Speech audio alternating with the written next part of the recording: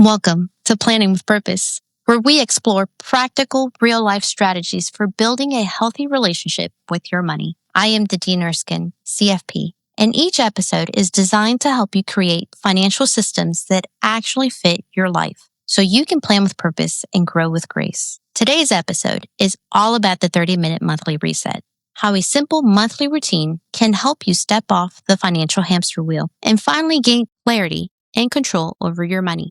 Let's get started. Let me paint you a scene. If you've ever taken a road trip with kids, you know the question, are we there yet? And they don't just ask once, it's every few minutes. No matter how many times you assure them, asking more often doesn't get you there any faster. If anything, it just raises the stress for everyone in the car. Now, think about how we treat our money. Most of us check our bank accounts every single day, sometimes multiple times a day.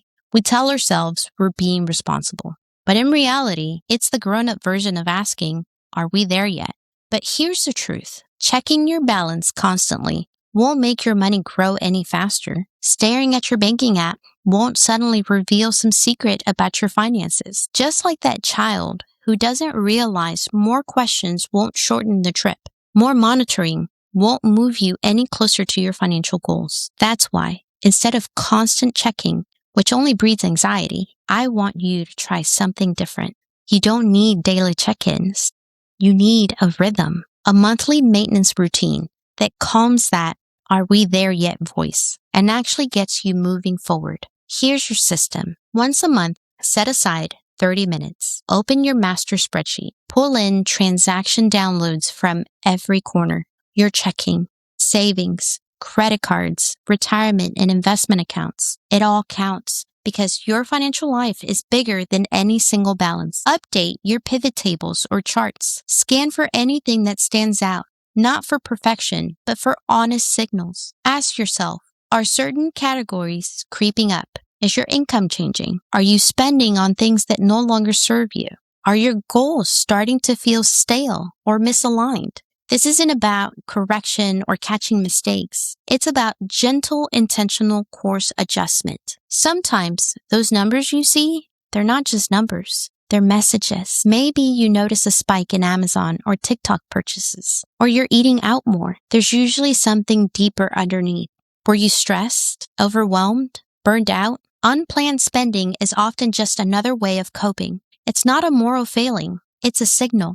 Your spreadsheet isn't there to judge you. It's there to help you listen. If you see a pattern you don't like, don't shame yourself. Pause and ask, what is this trying to tell me? Now, why Excel and not your banking app? Because your bank decides what matters to them. It's usually a data gathering tool. Excel lets you design the image that matters to you. Maybe a pie chart feels overwhelming, but a line chart or a bar graph can show you month by month how close you're coming to your goals, or how far you might be drifting. Patterns become visible. Progress becomes real, and you decide what good looks like for you. Customization isn't just a feature, it's the whole point. Your system should work for your life, not the other way around. Let's talk about what happens before you even think about investing. According to a 2023 bank rate survey, more than 1 in 4 Americans prefer to keep their savings in cash. And nearly 70% report having delayed important financial decisions due to uncertainty or feeling overwhelmed. No judgment, it's just life. Sometimes it's caution. Sometimes it's inertia. Sometimes life has just been too busy to clean house. But before you invest with confidence, you need clarity. That's what this reset is all about. Before you worry about rates of return or building the perfect portfolio, you have to know, what do you actually have? Where is it sitting? What's it for? Are you holding too much in cash because you're worried or because you haven't set up a better system? Is it just that you haven't had a minute to look at the big picture? This monthly reset is your chance to clean house. Get clear, see your whole financial picture, and decide what your money is for right now.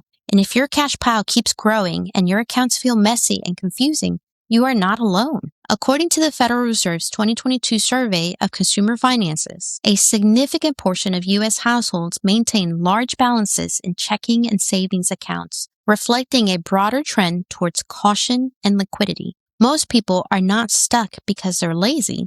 They're stuck because life happens, and making a big change can feel overwhelming. I have a memory like an elephant. If I had a nickel for every time I ran into someone years after our first meeting, and the first thing they do is apologize for not trusting my advice back then, well, I'd have a lot of nickels. They'll say, I should have done what you suggested the first time. I'd have so much more money now. And honestly, it always surprises me because it's not about me or my advice. The real story is about what they've learned about their own patterns and what could change next time. Often, when we reconnect, their situation hasn't really changed. The same cash is sitting, the same accounts are gathering dust, and all those plans are still on pause. So if you're listening right now and thinking, that sounds like me, you are not the exception.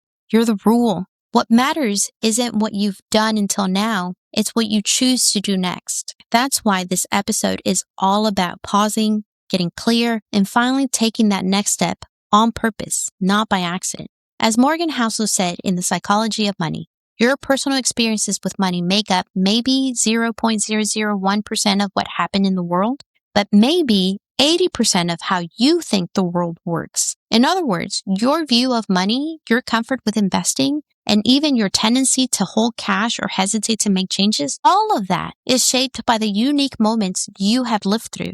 If you build your savings during a bull market, you'll see risk differently than someone who started investing right before a crash. So if you find yourself stuck or second guessing, know that you are not making mistakes. You're responding to your story. The point isn't to dwell on what you should have done. It's to get clear on what your experiences have taught you and decide what's next on purpose. Let's get back to our spreadsheet. A question I get all the time is, should I have all my accounts at one bank? Or is it okay to juggle multiple institutions? The answer, it depends on what each account is doing for you. Sometimes using an online bank to keep savings out of sight is brilliant behavioral design. If you only use one bank, that works too, as long as each account has a clear job. The real issue isn't how many financial institutions you have, it's whether every account has a purpose in your system. And if you're constantly memorizing rules or minimum balances just to avoid fees, that's friction you don't need. Unless it truly motivates you, there's better ways to design your financial life.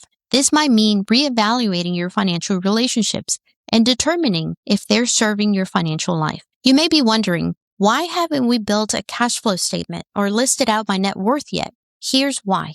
Cash flow is about motion, how money moves through your life. Net worth is about momentum, the direction and speed of your financial journey. If you start with net worth, you risk turning your journey into a scoreboard instead of a story.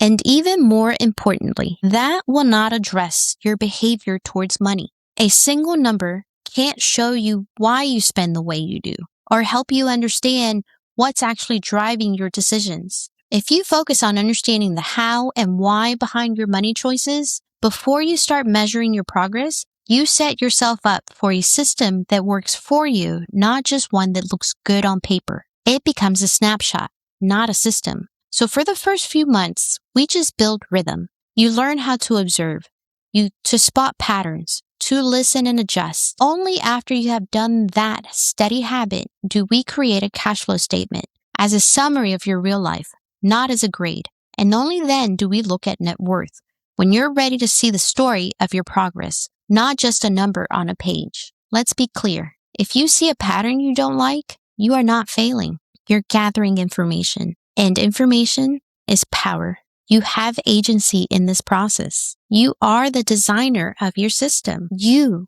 get to decide what works, what doesn't, and what needs change as your life evolves. If your reset makes you realize you're cash heavy, your accounts are cluttered, or your next steps are unclear, this is your chance to clean house, set new intentions, and move forward with clarity. So here's your challenge for the month.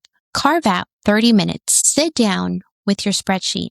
Pull in every account. Notice what's there. Listen to what it's telling you and ask yourself, what is my money for right now? If you enjoyed this episode, please subscribe and share it with someone who's ready to design a better relationship with their money. And if you want help turning that clarity into a real-world investing plan, and you're ready to clean house with your cash and assets, I'd love to connect.